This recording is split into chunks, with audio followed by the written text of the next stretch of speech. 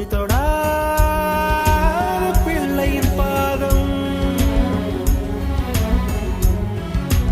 எல்லா சிவப்பும் உந்தன் கோபம், எல்லா சிவப்பும் உந்தன் கோபம். அந்திவானம் அரைக்கும் மஞ்சள்